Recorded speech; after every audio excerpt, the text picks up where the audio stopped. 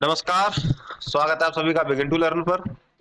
आज PGT commerce का exam हुआ है सेकंड शिफ्ट में 2:30 से 4:30 बजे वाली में। मेरे पास सबसे पहले आपने थंबनेल देख ही लिया है। सबसे पहले आपको आंसर की का सॉल्यूशन जो मोस्ट अप्रोप्रिएट हो सकता है वो आपके लिए यहाँ मैं दे रहा हूँ। और मेरे पास जो सेट है ये है सेट बी। यहाँ पर आप अपने मैक्सिमम मार्क्स स्कोर अपने मैच कर सकते हैं और सारे के सारे आपको बिल्कुल सही उत्तर देने की कोशिश यहाँ की गई है।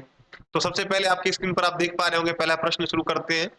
तो यहाँ है, निम्न में से कौन सी मांग सिद्धांत में उपभोक्ता के संतुलन की मान्यता नहीं है? तो इसमें आपका संक्रामकता, इंग्लिश में देखेंगे तो आपकी transitivity, option number A is the right answer. और आगे बढ़ते हैं, आगे बढ़ेंगे देखेंगे प्रश्न संख्या 2 पर देखेंगे आप। तो यहाँ है आपका, जब अंशों का हरण किया जाता है तो अंश पूंजी खाता डेबिट किया जाता है। तो ये आपका किया जाता है अंशों के प्रदत्त मूल्य से, option number C is the right answer. ध्यान रहे, केवल सेट बी वाले बच्चे ही अपने सारे के सारे सीक्वेंस चेक कर सकते हैं। बाकी एक दो पीछे जो भी होगा आपका प्रश्न जरा चेक कर लेना, आपके जो भी अदर सेट होंगे उनमें सभी में जाकर के। ठीक है, चलिए और आगे हम देखते हैं, प्रश्न संख्या 3 की तरफ बढ़ते हैं। प्रश्न संख्या 3 में देखेंगे आप, प्रश्न संख्या 3 में देखिए जरा, थोड़ी गड़बड़ हो रही है। चलिए प्रश्न संख्या 3 में देखिए, साझेदारों के संयुक्त बीमा पॉलिसी चुकाए गए प्रीमियम को क्या कहते हैं हम? यहां आपका जो है उत्तर नंबर डी है, आपका लाभ हानि खाते में डेबिट किया जाता है। साझेदारों के संयुक्त जीवन बीमा पॉलिसी पर चुकाए गए प्रीमियम को लाभ हानि खाते में डेबिट किया जाता है। इसके बाद प्रश्न संख्या 4 में देखिए, यदि मूल लागत 20,000 कारखाना उपरिव्यय मूल लागत का 25% तथा कार्यालय उपरिव्यय कारखाना उपरिव्ययों का 80% हो तो कार्यालय लागत होगी। यहां पर आपने सॉल्व कर लिया होगा, ये आपका 45,000 इसका सही उत्तर है। ठीक है, अगर नहीं किया है तो इसमें सॉल्यूशन आपको बाद में दे देंगे। कितने उत्तर सही है वो आप नीचे कमेंट सेक्शन में अभी ये बताते चलिएगा। ठीक है, आपके कितने उत्तर सही आ रहे हैं नीचे वीडियो देखने के बाद कमेंट सेक्शन में बता देना। इसके बाद से प्रश्न संख्या 5 की तरफ बढ़ जाते हैं। प्रश्न संख्या 5 में देखेंगे आप, सुरक्षा सीमा से तात्पर्य है, ये सुरक्षा सीमा है आपकी, ये जो है ये आती है वास्तविक विक्रय एवं संविच्छिद विक्रय के अंतर को ही आप सुरक्षा सीमा कहते हैं। Option number D the right answer. ठीक है, इसके बाद में हम देखते हैं आगे, ऑप्शन नंबर डी यहाँ राइट आंसर आपका, वास्तविक विक्रय एवं संविच्छिद विक्रय के अंतर को ही आप सुरक्षा सीमा कहते हैं। इसके बाद में प्रश्न संख्या 6 की तरफ बढ़ते हैं।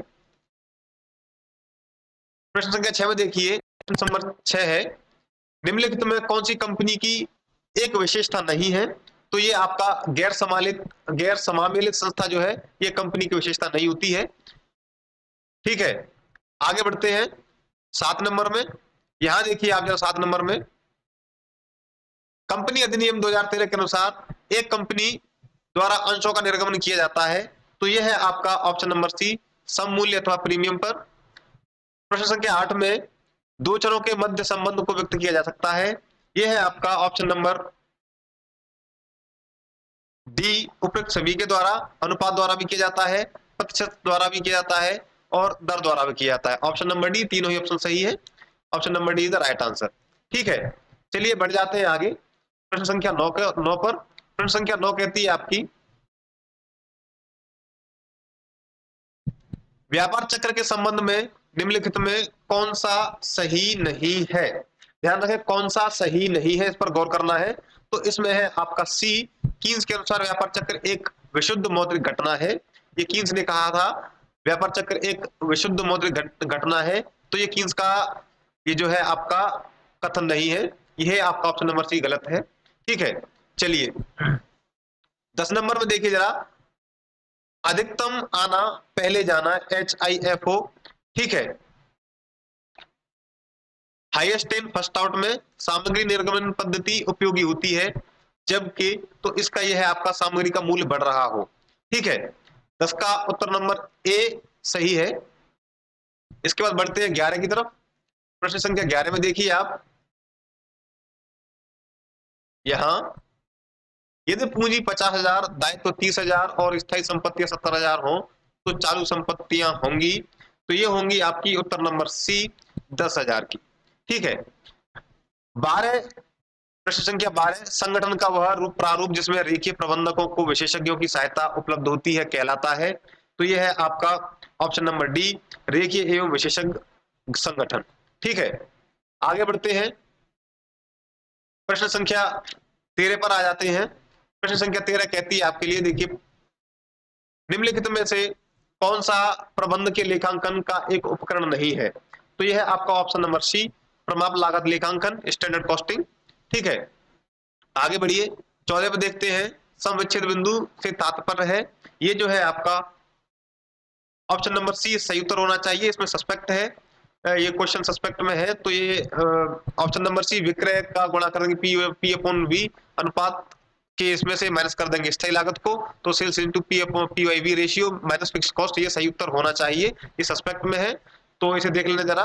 वैसे सही उत्तर आपका सी ही है, सस्पेक्ट में डाला हुआ है, इसे देख लेना जरा। कुछ में इसमें कुछ प्रश्न ऐसे जो सस्पेक्ट में है, तो जिनको आप खोजेंगे तो भी आपको उत्तर जो है थियोरेटिकल बेस्ड में है, तो वहां पर आपको बड़ा डीपली ये पूछे गए हैं प्रश्न, वहां देख लेना जरा। ठीक है, चलिए आगे बढ़ते हैं प्रश्न संख्या 15 की तरफ। प्रश्न संख्या 15 जो है, यहां आप देखेंगे, वैवाहिक आमंत्रण पत्र के मुद्रण के लिए सर्वाधिक उपयुक्त लागत लेखांकन प्रणाली कौन सी है? तो ये होती है आपकी उपकार लागत विधि। ठीक है, उपकार लागत विधि ही सबसे जो है आपका उपयुक्त लागत लेखांकन प्रणाली कहलाती है। प्रश्न संख्या 16 देखिए, एक व्यक्ति द्वारा 10% का अधिभार दिया है जहां उसकी कुल आय अधिक है। तो यहां देखिए आप, इसकी कुल आय अधिक होती है, यहां आपके सामने ऑप्शन नंबर डी, कितना है जरा काउंट कर लीजिए, इकाई, दही, सैकड़ा, हजार, 10,000, लाख, 10 लाख, और ये आपका ऊपर करोड़। 1 करोड़ से अधिक उसकी अगर कुल आय है तो वहां पर 10% अधिक अधिभार दिया होगा उसका। ठीक है, 1 करोड़ से अधिक, ये गिन के मैंने आपको बता दिया है, वैसे ही पता होना चाहिए आपको, 1 करोड़ से ज्यादा होगी तभी वो जो होगा। ठीक है, प्रश्न संख्या 17 पर आ जाइए। 17 में है आपका माल्थस के जनसंख्या सिद्धांत के अनुसार, तो ये आपका क्या है? जनसंख्या ज्यामितीय रूप से बढ़ती है, ये माल्थस ने कहा था, option number C is the right answer. ठीक है, चलिए आगे बढ़ते हैं, प्रश्न संख्या 18 में आ जाते हैं। 18 प्रश्न में पूछा गया है, सेबी के दिशा निर्देशों के अनुसार अंशों के निर्गमन के संबंध में आवेदन राशि इससे कम नहीं होनी चाहिए। किससे कम नहीं होनी चाहिए? यह है आपका ऑप्शन नंबर डी, अंशों के निर्गत मूल्य का 25%, जो हमारा 25% of the issue price of the shares. ठीक है, D is the right answer इसका। चलिए आगे बढ़ते हैं, प्रश्न संख्या 19 में, सांख्यिकी विश्लेषण के अंतर्गत निम्नलिखित में कौन सा एक गुण नहीं है? तो यह है आपका ऑप्शन नंबर बी, सुंदरता, राइट आंसर है इसका। इसमें से एक आपका गुण नहीं है, ध्यान रखना, गुण नहीं है पूछा है। ठीक है, बाकी सब गुण होते हैं। आगे बढ़ते हैं प्रश्न संख्या 20 में। प्रश्न संख्या 20 में देखिए जरा, निम्नलिखित में कौन सी व्यवसायिक पूर्वानुमान की तकनीक नहीं है? तो पूर्वानुमान की तकनीक नहीं है पूछा है, तो इसमें से देखेंगे जरा आप, प्रश्न संख्या 20 में लाभ नियोजन जो है इसकी तकनीक नहीं होती है। ठीक है, 21 में देखिए, व्यवसायिक पूर्वानुमान के संबंध में निम्नलिखित कथनों में कौन सा सही नहीं है? निम्नलिखित कथनों में कौन सा सही नहीं है? थोड़ा सा ऊपर कर लेता हूं, एक ऑप्शन नीचे कट रहा है ये। ठीक है, तो आपका ऑप्शन नंबर डी, व्यवसायिक पूर्वानुमान की न्यूनतम वर्ग रीति जो है उसको सर्पित रेखा भी कहते हैं, ये आपका ऑप्शन नंबर डी इसका सही उत्तर है। तो इसमें से यही निम्नलिखित कथनों में से एक यही वाला सही नहीं है, बाकी सारे के सारे कथन सही है। ठीक है, आगे बढ़ जाते हैं प्रश्न संख्या 22 की तरफ। प्रश्न संख्या 22 कहता है, टेलर के क्रियात्मक संगठन की टोली नायक। टोली नायक का मतलब है यहाँ आपका उपकरण वो मशीनें तैयार करवाता है। ठीक है, टोली नायक क्या करता है? आपका उपकरण एवं मशीनें तैयार करवाता है। प्रश्न संख्या 23 पर देखिए, निम्नलिखित वाक्यों को ध्यान रखते हुए एक सही विकल्प को पहचानिए। तो जननांगीय संक्रमण सिद्धांत के अनुसार प्रथम चरण में जन्म दर निम्न होती है किंतु मृत्यु दर ऊंची होती है। ठीक है, तो यह देखेंगे जरा, उनके मध्य अंतरिक होता है, तो इसमें से कौन सा उत्तर सही होना चाहिए? ये जो आपका उत्तर है ए और बी दोनों ही, इसमें केवल ए और केवल बी नहीं होगा, तो दोनों ऑप्शन इसमें दोनों ही आपकी स्टेटमेंट है, ये दोनों सही होते हैं, ए और बी दोनों ही स्टेटमेंट आपके यहाँ सही है। आगे बढ़ जाते हैं जरा प्रश्न संख्या 24 और 25 की तरफ। तो यहाँ देखेंगे 24 में कह रहा है, किसी अंश के निर्गम मूल्य पर अंकित मूल्य का आधिक्य क्या कहलाता है? दोबारा पढ़िए, किसी अंश के निर्गम मूल्य पर अंकित मूल्य का आधिक्य क्या कहलाता है? तो ये कहलाता है आपका प्रतिभूति प्रीमियम। डी उत्तर बिल्कुल सही है। 25 में देखिए, ज्ञात है तो यहाँ पर आपका दिया गया समतांश पूंजी इतना है, 7% पूर्वांश इतना है, और संचय आधिक्य आपका इतना है, 8% ऋण पत्र आपका इतना दिया गया, कुल संपत्ति इतनी है, पूंजी दंतीकरण अनुपात होगा, तो पूंजी दंतीकरण अपना अनुपात जो होगा ये होगा डी 1:1 इसका रेशियो निकल के आएगा। ठीक है, आगे बढ़ जाते हैं प्रश्न संख्या 26 की तरफ। तो यहां आप देखेंगे प्रश्न संख्या 26 में, इसे जरा और थोड़ा ऊपर कर लेते हैं। अधिकार प्रतिनिधान करते समय वरिष्ठ प्रदान करता है, तो यह है इसका बी, अधिकार एवं उत्तरदायित्व। 27 का उत्तर देखिए, उत्पादन लागत होती है, तो यहां देखेंगे मूल लागत प्लस कारखाना अपव्यय, तो यही आपका ऑप्शन नंबर ए ही आपका सही उत्तर है। ठीक है, 28 में आ जाइए, मंदी के बाद आती है, मंदी के बाद जो आएगा वो आएगा पुनरुत्थान। ठीक है, तो मंदी के बाद पुनरुत्थान आता है, रिकवरी होती है मंदी के बाद में। चलिए ऑप्शन नंबर आपका सॉरी प्रश्न संख्या 28 के बाद 29 पे आ जाती है। 29 और 30 दोनों आपके सामने ये है। अयाचित पूंजी का वह भाग जिसे कंपनी के समापन के समय याचित किया जा सकता है कहलाता है, तो यहां देखेंगे आप क्या कहलाता है, यह है आपका 29 का ऑप्शन नंबर डी संचित पूंजी कहलाता है। 30 में देखिए, साझेदारी का समापन जिस कारण हो सकता है वह है, तो यहां भी आपका उपयुक्त सभी साझेदारी की मृत्यु भी होती है, किसी साझेदार की दिवालिया होना यह भी होता है, और सभी साझेदारों का सहमति यह भी होता है। ठीक है, तो अब तीनों के तीन ऑप्शन सही हो जाएंगे आपके, डी द राइट आंसर। आगे बढ़ते हैं प्रश्न संख्या 31 की तरफ। प्रश्न संख्या 31 में है, स्थायी संपत्तियों पर ह्रास की गणना की जाती है, तो किस पर की जाती है? पुस्तक के मूल्य पर, बाजार मूल्य पर, वसूली योग्य मूल्य पर, या फिर आपका अवशेष मूल्य पर? तो आप ऑप्शन नंबर ए पुस्तक मूल्य पर की जाती है। प्रश्न संख्या 32 पर प्रतिभूति प्रीमियम है, तो ये आपका है, ये भी आपका पूंजीगत प्राप्ति है, option number A the right answer. आगे 33 में आपका एक ऑप्शन कट रहा है, थोड़ा सा ऊपर खिसका लेते हैं पहले। यहाँ देखिए दोनों को ही ऑप्शन खुल गए हैं। निम्नलिखित में कौन सी व्यवसायिक पूंजी पूर्वानुमान की एक तकनीक नहीं है? तो ये आपका 33 का ऑप्शन नंबर बी, विचरण विश्लेषण आपकी एक इसमें से तकनीक नहीं है। 34 में आ जाइए, समविच्छेद बिंदु होता है, तो यहाँ आपका option number A the right answer. जहां कुल आगम कुल लागत के बराबर होता है वहां आपका समविच्छेद बिंदु बन जाता है। आगे बढ़ते हैं 35 नंबर प्रश्न पर। एक निजी कंपनी में सदस्यों की अधिकतम संख्या कितनी हो सकती है? तो यहाँ आपका अधिकतम संख्या 200 हो सकती है निजी कंपनी में। प्रश्न संख्या 36 पर आ जाइए, द्वितीय चतुर्थक को कहा जाता है। अब द्वितीय चतुर्थक को क्या कहा जाता है, सबको पता होगा, आपका ये माध्य कहलाता है, option number A the right answer. 37 प्रश्न पे आइए, किए गए वास्तविक व्यय तो वास्तविक व्ययों से लागत का निर्धारण कहलाता है। 37 में तो ये आपका ऐतिहासिक लागत लेखांकन होता है। 38 को थोड़ा सा ऊपर खिसका लेते हैं जरा। हाँ जी,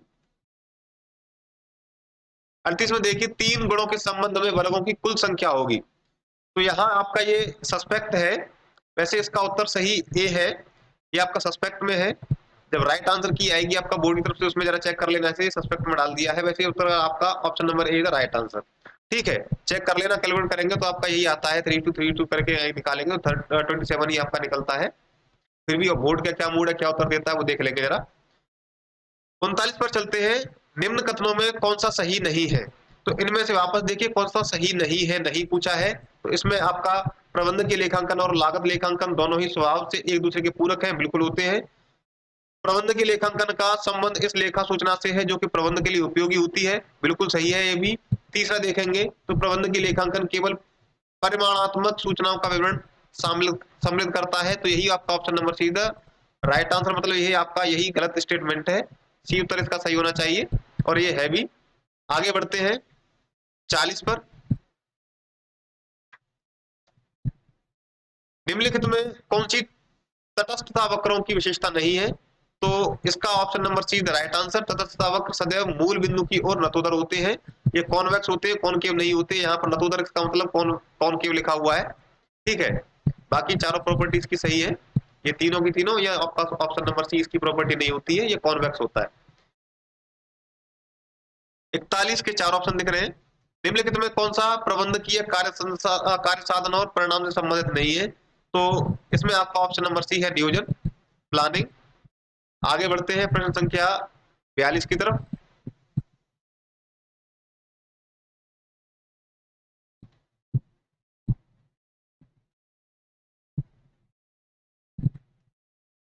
प्रश्न संख्या 42 में नए साझेदार के प्रवेश पर किसी संपत्ति के मूल्य में हुई वृद्धि को क्रेडिट किया जाता है, तो वहां किया जाएगा इसमें पुनर्मूल्यांकन खाते में। ऑप्शन नंबर बी आपका सही उत्तर होता है।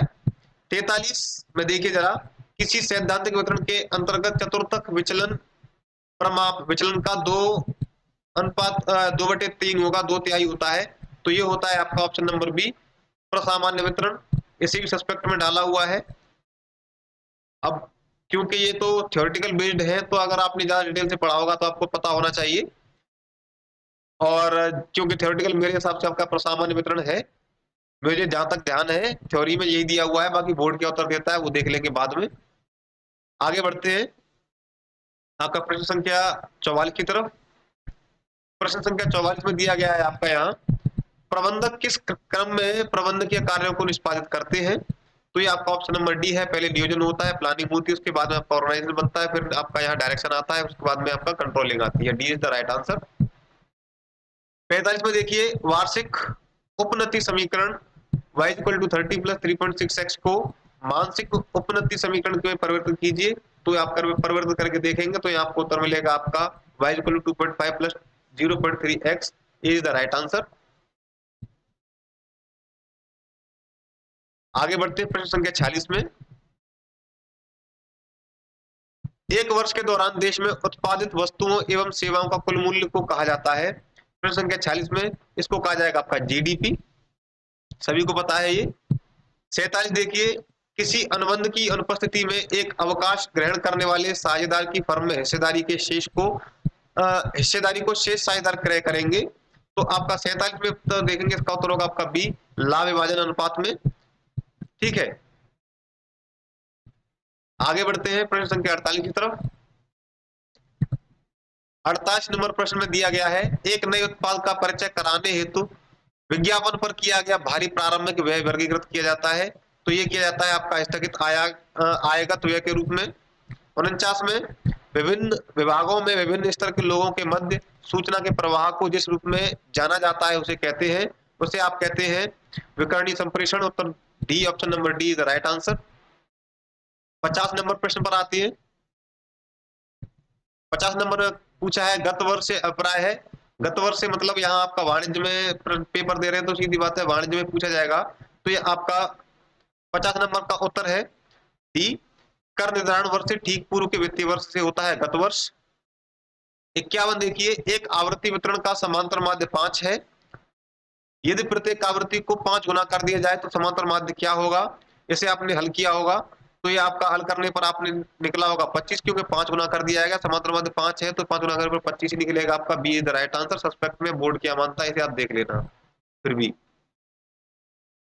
चलिए प्रश्न संख्या 52 पर, मकान संपत्ति से आय के लिए कर का आधार होता है।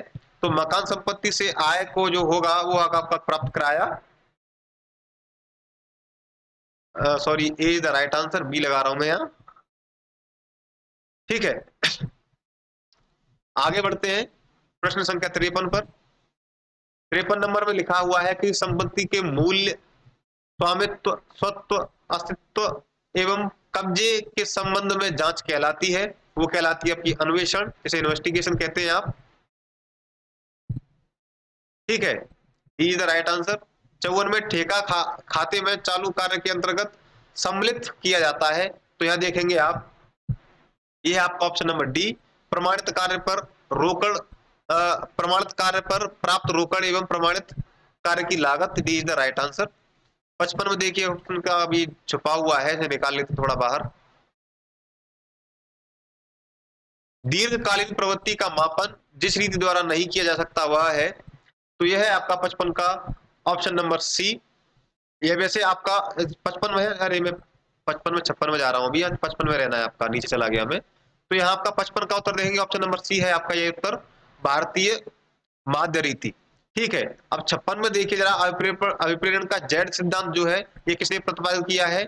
इसमें जो ऑप्शन दिए चारों के चारों ये गलत है। वैसे आपने अगर इसको छोड़ दिया है तो आपको नंबर नहीं मिलेगा, अगर आपने कोई सा भी ऑप्शन इसका लगा दिया है तो आपको उत्तर मिल जाएगा। इसका सही उत्तर जो है वो है विलियम हाउची। अगर आपको नहीं पता है या पता होगा तो फिर आपको पता होना चाहिए कि विलियम हाउची सही है, नहीं पता है तो बता देते हैं। विलियम हाउची इसका सही उत्तर है। बोर्ड ने इसमें कोई ऑप्शन सही नहीं दिया है, जो भी लगा दिया है आपने आपका सही हो जाएगा। नंबर सबको बराबर मिलने वाला है इस प्रश्न पर। अगर नहीं है तो आप इसमें ऑब्जेक्शन डाल देना, नंबर सबको बराबर मिलेगा। 57 नंबर प्रश्न पर चलते हैं। कर्मचारियों की जिम्मेदारियों की एक ऐसी व्यवस्था जिसमें किसी लेन देन में प्रत्येक पहलुओं का अभिलेखन किसी एक व्यक्ति द्वारा नहीं किया जाता है कहलाती है। तो यह आपकी आंतरिक रोकथाम, बी। 57 का बी उत्तर सही है। आगे बढ़ते हैं प्रश्न संख्या 58 की तरफ।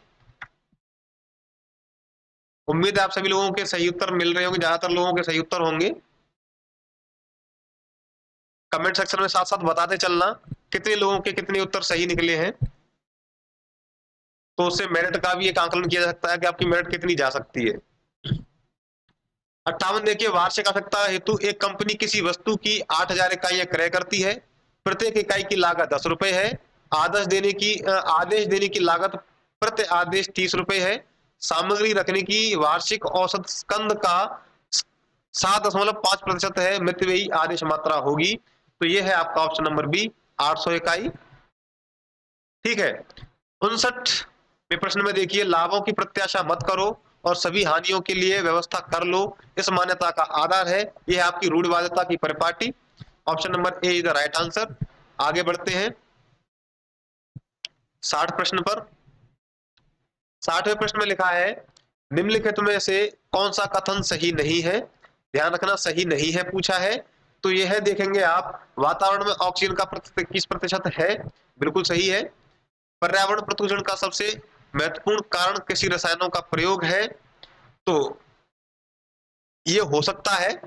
पर्यावरण संरक्षण अधिनियम 1986 में पारित हुआ था, ये बिल्कुल सही है। हरित ईंधन योजना का उद्देश्य शीशा रहित पेट्रोल द्वारा वायु प्रदूषण को कम करना है, तो यहाँ शीशा रहित नहीं है, यह है आपका यहाँ पर इसे कार्बन, ये आपका कार्बन रहित होना चाहिए। तो D is the most appropriate. ये आपका बी भी आपका सही उत्तर है, लेकिन डी आपका ज्यादा ये गलत उत्तर है। ये शीशा की जगह कार्बन है यहाँ पर, तो डी इसका सही उत्तर हो जाएगा। इनमें से डी सही कथन नहीं है, शीशा रहित लिखा हुआ है इसे। ठीक है, 61 में देखिए जरा,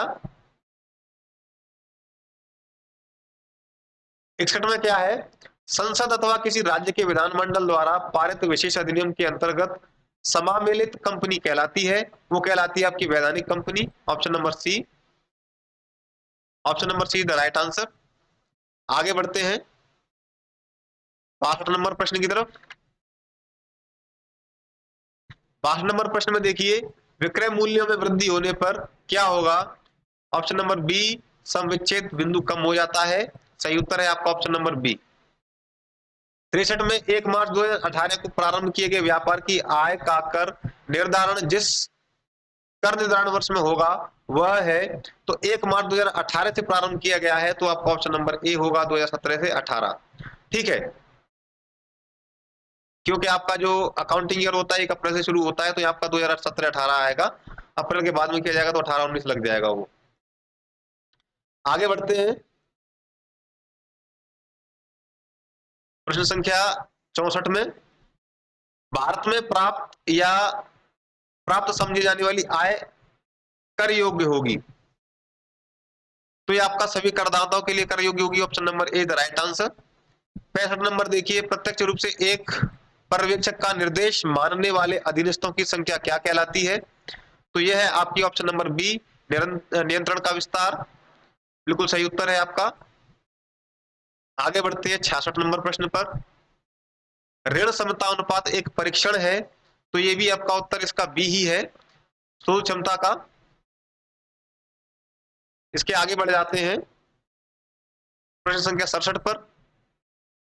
किसी कंपनी द्वारा प्रतिभूति प्रीमियम का प्रयोग किया जाता है, तो यहां देखेंगे आप अपने सदस्यों के पूर्णदत्त बोनस अंश का निर्मित करने के लिए। जी हाँ, बिल्कुल उत्तर नंबर आपका ऑप्शन नंबर ए बिल्कुल सही उत्तर है। 68 में बढ़ जाते हैं आप। प्रश्न संख्या 68 में 31 मार्च 2019 को कुल देनदार 25,000 है तथा अप्राप्य ऋण 1,000 है, तो यदि देनदारों की छूट की दर 2% तथा अप्राप्य ऋण के लिए प्रावधान की दर 5% हो तो देनदारों की छूट की राशि क्या होगी?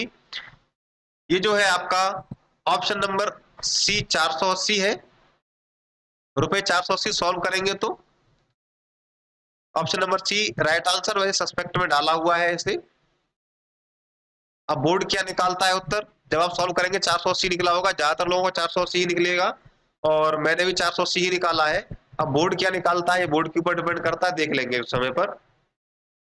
ठीक है, प्रश्न संख्या 69 में देखिए, सूचकांकों को व्यक्त किया जाता है, तो सूचकांक को व्यक्त हमेशा प्रतिशत में किया जाता है। Option number be the right answer, सभी को पता होगा ये। चलिए प्रश्न संख्या 70 पे आते हैं।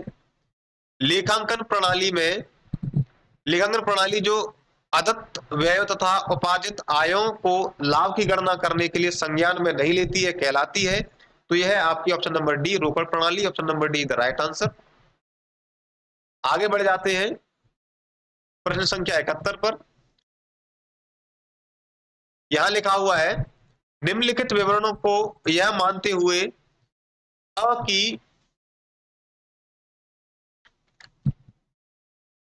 की कर योग्य आय की गणना कीजिए कि वह एक असाधारण निवासी है। तो यहां पर आप देखेंगे कर योग्य गणना करनी है, तो यहां पर देखेंगे आप ऑप्शन नंबर डी, यहां पर आपका ये 3,000 रुपए निकल के आएगी। उत्तर आपने निकाला होगा कि इसकी पूरी ऑप्शन देख लीजिए। भारत में प्राप्त 1,000 रुपए जो कि इंग्लैंड में अर्जित हुई, पिछले कुछ वर्षों की गैर कर लगी विदेशी आय जो कि गत वर्ष भारत में लाई गई 6,000 रुपए है, भारत में अर्जित किंतु इंग्लैंड में प्राप्त 2,000 रुपए है। अगर इसका पूरा सॉल्यूशन देखेंगे तो कमेंट सेक्शन में बताते चलना, इसका कंप्लीट सॉल्यूशन भी आपको करवा दिया जाएगा। फिलहाल तो आप इसका केवल अपने आंसर मैच कर लीजिए।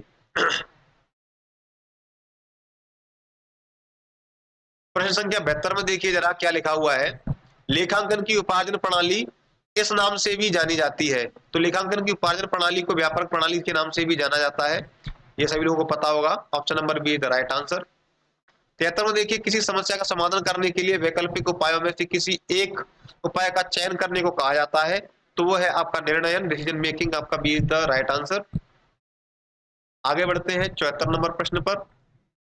कार्यात्मक संगठन का प्रमुख लाभ है, तो वो है आपका विशेषज्ञता।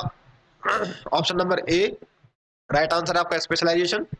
आगे बढ़ते हैं जरा 75 नंबर प्रश्न पर। यह है आपका, निम्नलिखित में किसे कृषि आय में सम्मिलित नहीं किया जाता है? तो कृषि आय में पुष्प उगाने से जो आय होती है उसे कृषि आय में सम्मिलित नहीं किया जाता है। ए द राइट आंसर। कृषि पर कृषि कार्य का किराया, ये भी आपका कृषि आय में ही आता है। खड़ी फसल खरीदने के वाली होने वाली आय, ये भी आता है। कृषि से आ रही है तो आपकी होती ही होती है कृषि से आय, आपको कृषि की आय होगी होगी। ठीक है, 76 में देखिए जरा, भारत में जनगणना कराने का उत्तरदायित्व है, ये सबको पता होना चाहिए, आपका गृह मंत्रालय पर होता है। Option number A the right answer. आगे बढ़ते हैं 77 नंबर प्रश्न पर। नेतृत्व की वह शैली जिसमें समूह के सदस्यों को अपना कार्य स्वतंत्रता पूर्वक करने की अनुमति प्रदान की जाती है, कहलाती है, तो आपकी जनतंत्र शैली कहलाती है, democratic. Be the right answer. 78 में देखिए, सोपान श्रृंखला सिद्धांत का प्रतिपादन किया था, तो यह आपका हेनरी फ्योल ने किया था। Option number B right answer है आपका। आगे बढ़ते हैं 69 नंबर प्रश्न की तरफ। अभिप्रेरणा का संबंध किससे है? तो नेतृत्व से होता है, लीडरशिप से। सी। आगे बढ़ जाते हैं 80 नंबर प्रश्न पर। यह आपका कार्ल पीयरसन का सहसंबंध गुणांक ज्ञात किया जा सकता है, तो किया जा सकता है आपका दो गुणों के मध्य से। 81 में देखिए, मार्शल के अनुसार उपभोक्ता की बचत का आधार है, तो है आपका सम सीमांत उपयोगिता नियम। ए बिल्कुल सही उत्तर है। 82 में देखिए, आकस्मिक आय में सम्मिलित नहीं है। आकस्मिक आय का मतलब आपका होता है कैजुअल इनकम, तो इसमें क्या है आपका लॉटरी जीती हुई राशि बिल्कुल आकस्मिक होती है, जुए में जीती हुई राशि आकस्मिक होती है, लेकिन अंशों के विक्रय पर पूंजी लाभ जो है आपका सी, ये आकस्मिक राशि नहीं होती है। सी इज द राइट आंसर। आगे बढ़ जाते हैं 83 और 84 नंबर प्रश्न पर। नियंत्रण प्रक्रिया संबंध होती है, नियंत्रण प्रक्रिया किससे संबंधित होती है? ये आपका वास्तविक निष्पादन के लिए वास्तविक निष्पादन के मापन से। हाँ बिल्कुल सही है आपका, ए पहला ही ऑप्शन सही है, ऑप्शन नंबर ए राइट आंसर। 84 बढ़ जाते हैं, अधिकार अंश का आशय है वे अंश जो, तो इसमें निदेशकों को निर्गत किए गए हों, बिल्कुल नहीं। वर्तमान अंशधारियों को प्रस्तावित किए गए हों, ये option number be the right answer आपका। आगे बढ़ते हैं 85 नंबर प्रश्न संख्या 85 पर।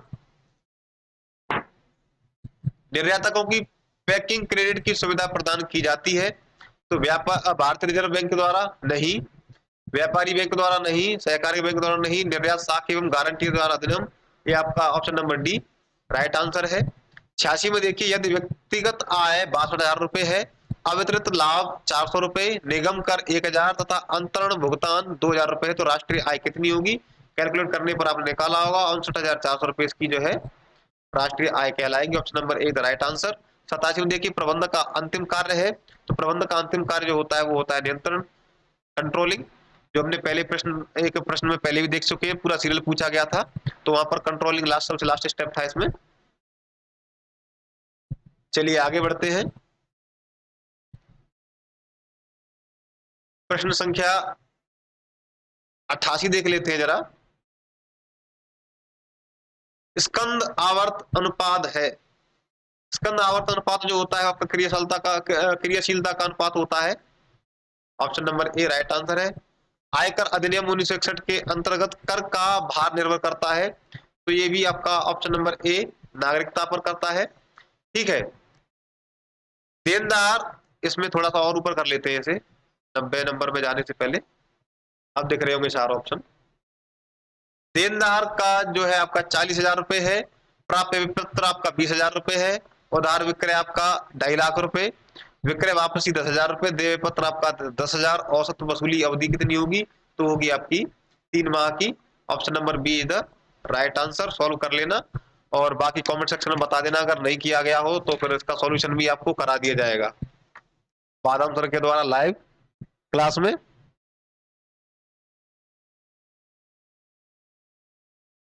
चलिए आगे बढ़ते हैं, प्रश्न संख्या 91, देनदारों का संग्रहण। प्रश्न संख्या 91 देखिए, देनदारों का संग्रहण क्या होता है? ऑप्शन नंबर सी चालू अनुपात पर कोई प्रभाव नहीं डालता है, option number C the right answer. 92 देखिए, ऋण पत्रों के शोधन के पश्चात ऋण शोधन कोष खाते के शेष को हस्तांतरित किया जाता है, तो यह है आपका ऑप्शन नंबर बी पूंजी संचय खाते में। आगे बढ़े 93 में देखेंगे जरा, उत्पादन ये किसी एक उत्पाद अथवा सेवा की मूल लागत की गणना करने की लागत लेखांकन विधि है, तो आपका ऑप्शन नंबर डी इकाई लागत विधि सही उत्तर है आपका। आगे बढ़ते हैं 94 नंबर पर, सकल लाभ अनुपात, ये थोड़ा सा कट रहा है क्या? हाँ थोड़ा कट रहा है, खैर कोई दिक्कत नहीं है। सकल लाभ अनुपात की गणना की जाती है, तो ये जो की जाती है सकल लाभ अनुपात की गणना, ऑप्शन नंबर बी ये आपका सकल लाभ बटे शुद्ध विक्रय गुणा 100 द्वारा की जाएगी, ऑप्शन नंबर ई इसका ये फॉर्मूला यही होता है। आगे बढ़ जाते हैं इससे प्रश्न के 95 की तरफ। किसी ग्राहक को अनुमोदन द्वारा विक्रय के आधार पर बेचे गए माल का लेखा किया जाता है, तो ये किया जाता है आपका उधार विक्रय के रूप में, ऑप्शन नंबर बी इसका सही उत्तर है। तो यहाँ 96 के लिए थोड़ा सा ऊपर खिसकाना पड़ेगा मुझे, इसके ऑप्शन थोड़े से बड़े हैं और ये कटा हुआ है। अब आ रहा होगा आपकी स्क्रीन पर पूरा, यह है निम्नलिखित सूचनाओं से अशोध्य एवं संदिग्ध ऋण संचय की गणना कीजिए, तो दिया है आपका देनदार डेटर दिए गए आपके 3200 अशोध्य अपलिखित किया जाना है, और आपके देनदार एन को आपका 80,000 केवल 70% वसूल होने का अनुमान है। देनदार ओ है आपका यह 60,000 केवल 60% वसूल होने का अनुमान है, और देनदार पी से आपका 4,000 है और आर्थिक स्थिति खराब है, कोई वसूली की उम्मीद नहीं है, तो यहाँ पर आपका ऑप्शन नंबर, इसका ऑप्शन नंबर जो है आपका 96 का आएगा निकल करके।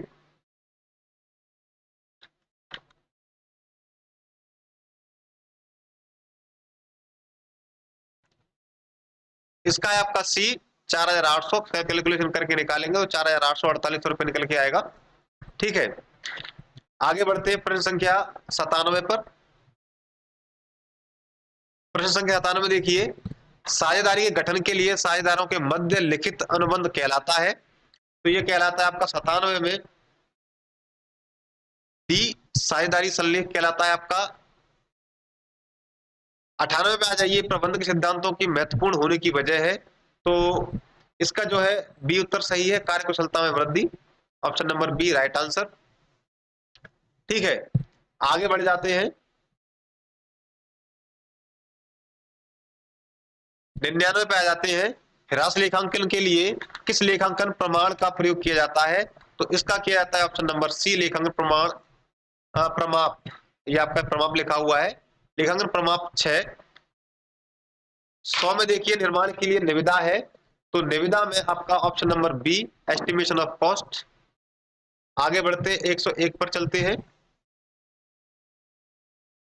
काल श्रेणी विश्लेषण के अंतर्गत ऐसा नियमित एवं आवधिक संचलन जो 1 वर्ष से अधिक का न हो कहलाता है। तो यह कहलाएगा आपका ऑप्शन नंबर डी मौसमी परिवर्तन, ये सही उत्तर है।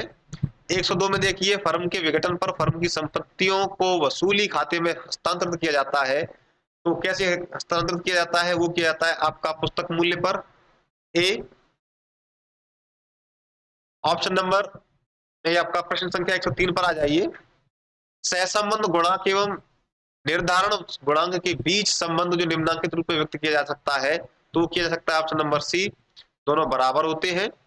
ठीक है, 104 में देखिए, इतना ऊंचा अनुपात होता है उतना ही यह पक्ष में होता है, यह कथन लागू नहीं होता है। देखिए कथन लागू नहीं होता है पूछा है, तो इसका उत्तर जो होगा 104 का, वो है आपका शुद्ध लागत के अनुपात के संबंध में, ऑप्शन नंबर बी। आगे बढ़ जाते हैं 105 पर। 105 में देखिए, एक संगठित समूह की सभी क्रियाओं, लक्ष्य निर्धारण एवं लक्ष्य प्राप्ति को प्रभावित करने वाली प्रक्रिया को कहा जाता है। तो यह आपका नियोजन प्लानिंग कहलाता है, ऑप्शन नंबर ए। 106 में देखिए, वह लागत जो प्रति इकाई स्थिर रहती है किंतु उत्पादन की मात्रा में परिवर्तन के साथ परिवर्तित हो जाती है कहलाती है।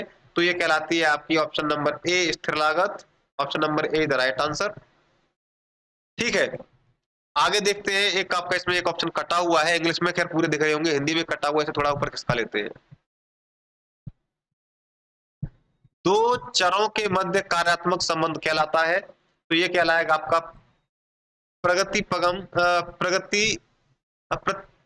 प्रतीपगमन विश्लेषण, सी। थोड़ा बोलने में हिंदी में थोड़ा गड़बड़ हुआ, क्योंकि हिंदी में शुरू से बताया तो मैं सोच रहा हूँ हिंदी में बता दूं, लेकिन इंग्लिश में देखिए रिग्रेशन एनालिसिस आपका सही है। प्रतीपगमन, थोड़ा पढ़ने में गड़बड़ी हुई है, देख लेना, आपका उत्तर सही यही होगा। ठीक है, अगर आपका उत्तर सही है तो मेरे बोलने पर मत जाइए। चलिए आगे बढ़ जाते हैं। प्रश्न संख्या 108। 108 में दिया है, अशोध ऋण जिन्हें बट्टे खाते में डाल दिया गया हो, बाद में यदि प्राप्त हो जाए तो उन्हें क्रेडिट करेंगे। तो ये क्या कहलाएगा आपका? 108 का ऑप्शन नंबर ए देनदार खाते में, यही आपका उत्तर सही है। ठीक है, 109 है आपका, यहाँ पर इसे सॉल्व करना है, फॉर्मूला पूछा है, निम्नलिखित में कौन सा लाभ मात्रा अनुपात पी बटे वी रेशियो का सूत्र नहीं है? ठीक है, तो इसमें सूत्र नहीं है पूछा है, तो इसका आपका option number B P by V ratio equal to profit upon MOS into 100, यही नहीं है आपका, बाकी सारे के सारे आपके इसमें फॉर्मूले से कैलकुलेट किया जा सकता है। ठीक है, आगे बढ़ते हैं प्रश्न संख्या 110 की तरफ। परिवर्तनशील साधन की मात्रा बढ़ाने से यदि कुल उत्पादन बढ़ता है तो यह कहलाता है। तो यह है आपका उत्पत्ति वृद्धि नियम कहलाएगा, ऑप्शन नंबर सी उत्पत्ति वृद्धि नियम। ठीक है, अब 111 में, किसी सामान्य उद्देश्य की पूर्ति के लिए की जाने वाली विभिन्न क्रियाओं में सामंजस्य स्थापित करने तथा तालमेल बनाए रखने के उद्देश्य से सामूहिक प्रयत्नों में व्यवस्था करने को कहा जाता है। तो क्या आता है आपका समन्वय, कोऑर्डिनेशन। ठीक है, option number be the right answer. आगे बढ़ जाते हैं प्रश्न संख्या 112 की तरफ। आपके कितने उत्तर सही हुए हैं इसे आप जरा बताते चलना। और ये आपका बिगिन टू लर्न पर एक नई पहल है आपके लिए, अगर आप कॉमर्स या फिर इंग्लिश किसी भी कॉम्पिटिटिव एग्जाम की इंग्लिश पढ़ना चाहते हैं तो यहाँ पर आप पढ़ लेना जरा, या सभी बिगिन टू लर्न आपको बिल्कुल फ्री ऑफ कॉस्ट क्लासेस देता है किसी भी एग्जाम के लिए, और ये अधिकतर पॉलिटेक्निक डिप्लोमा वालों के लिए है, टेक्निकल एजुकेशन वालों के लिए। तो देख लें जरा, चैनल को अगर पहली बार देख रहे हो तो आप इसे जरा सब्सक्राइब भी कर लें। तो यह है आपका प्रश्न संख्या 112। यहां देखिए क्या है, विनियोग की बिक्री के पश्चात शोधन कोष विनियोग खाते का शेष हस्तांतरित किया जाता है। तो यह किया जाता है आपका शोधन कोष खाते में। Option number C is the right answer. किसी समांतर माध्य से लिए गए विचलनों का योग्य होता है, तो कितना क्या योग होता है इसका, ये होता है डी, बी तथा सी दोनों में आपका शून्य, आपका ये बी धनात्मक भी होता है और ऋणात्मक भी होता है। ठीक है, आगे बढ़ जाते हैं प्रश्न संख्या 14 की तरफ। यदि चालू अनुपात 2.5 तथा कार्यशील पूंजी 90,000 हो तो चालू संपत्तियों का मूल्य क्या होगा। तो यहाँ देखिए आप इसे कैलकुलेट करेंगे तो आप निकाल पाएंगे ये आपका 1,50,000 रुपए। Option number C is the right answer. ठीक है, आय के मापन का आधार है, तो आय के मापन का आधार जो होता है मिलान अवधारणा होती है। Option number A is the right answer. आगे बढ़िए प्रश्न संख्या 116 पे चलेंगे। तो यह देखिए आप,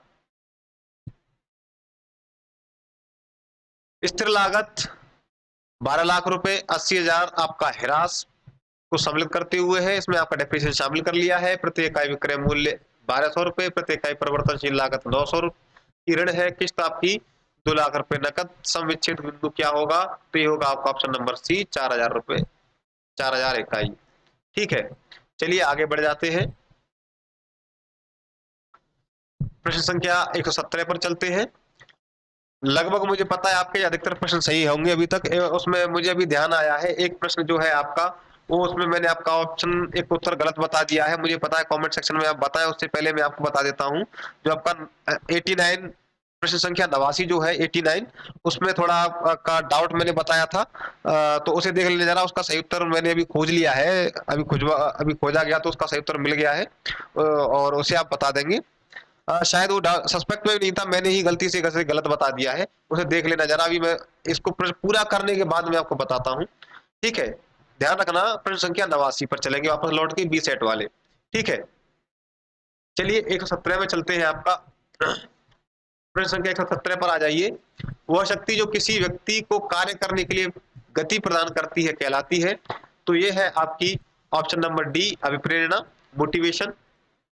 ठीक है, 118 में देखिए, नए साझेदार के प्रवेश पर यदि साझेदार यह निर्णय करते हैं कि संपत्तियों एवं दायित्वों के मूल्य में हुए परिवर्तनों का लेखा पुस्तकों में तो किया जाए किंतु खाते में नहीं, तो फर्म तैयार करती है, उस समय आपका अनुस्मारक पुनर्मूल्यांकन खाता तैयार किया जाता है। Option number D. ठीक है, आगे बढ़ जाते हैं प्रश्न संख्या 119 पर।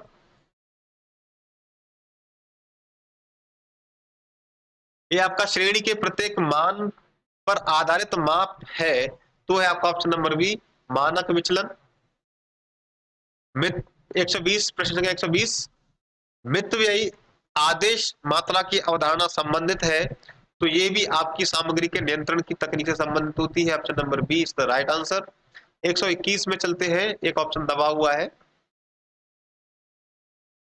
किसे वैज्ञानिक प्रबंधन का जनक कहा जाता है, तो यह है आपके F W. Taylor. C is the right answer. सबको पता होगा, ये तो सभी लोग सही करके आए होंगे। चलिए प्रश्न संख्या 122, वे व्यय जो कि किसी वस्तु की मांग बढ़ाने के लिए किए जाते हैं जाने जाते हैं।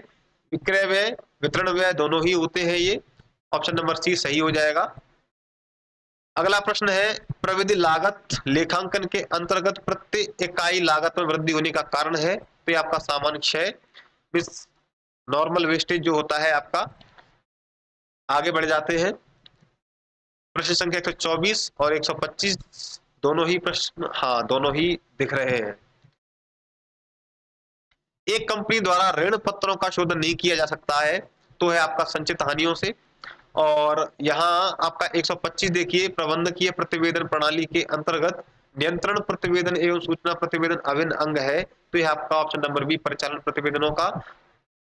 उम्मीद है आपके अधिकतर प्रश्नों के उत्तर सही है। ये आपके पूरे के पूरे प्रश्न थे, और जो भी बेस्ट हो सकता था एनालिसिस कंप्लीट करके दिया है। और इसका और भी एनालिसिस चाहिए तो बता दीजिए कमेंट सेक्शन में, जल्दी जल्दी बताइए। और जो लोग पहली बार देख रहे हैं वो जरा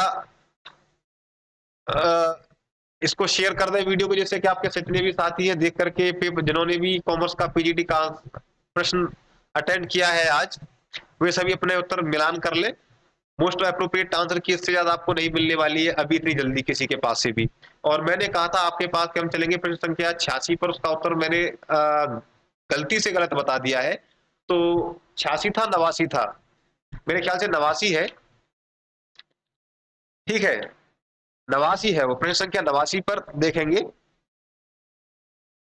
89 में ये जो है आपका आयकर का अधिनियम 1961 के अंतर्गत कर का भार निर्भर करता है, तो वो करता है आपका, मैंने आज आपका उत्तर बताया था नागरिकता पर, ये उत्तर गलत है, नागरिकता नहीं है, ये है आपका ऑप्शन नंबर सी, निवास की स्थिति पर। इसे भी सही कर लेना जरा। अगर पहले आपने नागरिकता पर लगाया हुआ है और वो गलत हो गया है, मैंने इसे सही बताया है, तो उसे ठीक कर ले। Option number C is the right answer. यह है आपका रेजिडेंशियल स्टेटस पर कहलाता है, निवास की स्थिति पर। तो वीडियो को शेयर कर दीजिए सभी के साथ में, सभी अपना अपना मैच कर लेंगे जिनके भी उत्तर सही है, और कमेंट सेक्शन में जल्दी जल्दी बताइए कि इसके कितने उत्तर सही निकले हैं। फिर उसके बाद में इसका कंप्लीट एनालिसिस भी आपको देने की पूरी कोशिश की जाएगी। तो चलिए मिलते हैं अगली वीडियो में फिर नेक्स्ट टाइम। अगर पहली बार आप चैनल पर आए हैं तो इसे सब्सक्राइब भी कर लें।